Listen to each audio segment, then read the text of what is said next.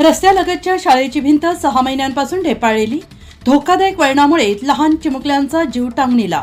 नमस्कार, मी रिया पवार, रिपब्लिक महाराष्ट्र न्यूजमध्ये आपल्या सगळ्यांचं सहर्ष स्वागत करते।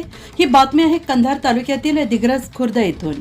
आमचे प्रतिनिधी संतोष सोमासे यांच्याकडून पाहूया सविस्तरपणे।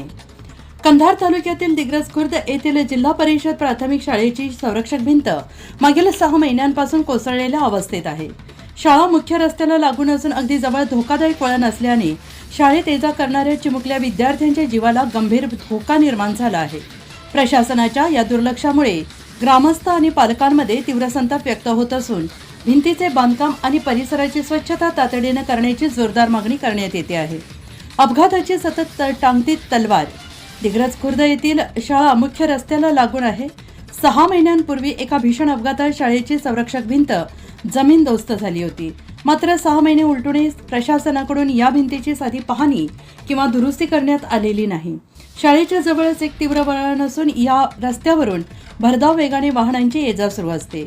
भिंत नसल्यामुळे लहान मुले खेळताना किंवा शाळेत ये जा करताना थेट रस्त्यावर जाण्याची भीती निर्माण झाली आहे। कचऱ्याचे साम्राज्य आणि आरोग्याचा प्रश्न। भिंत पडल्यामुळे परिसरातील अस्वच्छता, कचरा शाळेच्या प्रांगणापर्यंत पसरत आहे। त्यामुळे विद्यार्थ्यांच्या सुरक्षतेसोबतच त्यांच्या आरोग्याचा प्रश्न ऐरणीवर आला आहे। एखाद्या मोठ्या अपघाताची वाट पाहत प्रशासन आहे का, असा संतप्त सवाल पालक विचारत आहेत। ग्रामस्थांच्या आंदोलनाचा इशारा।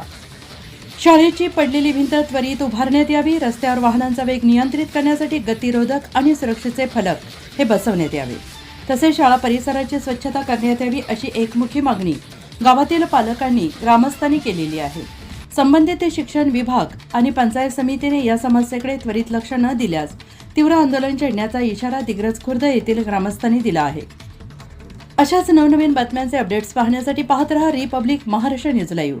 लाईक करा, शेअर करा, आमच्या चॅनेलला सबस्क्राईब करून बेल आयकॉन दाबायला विसरू नका। धन्यवाद।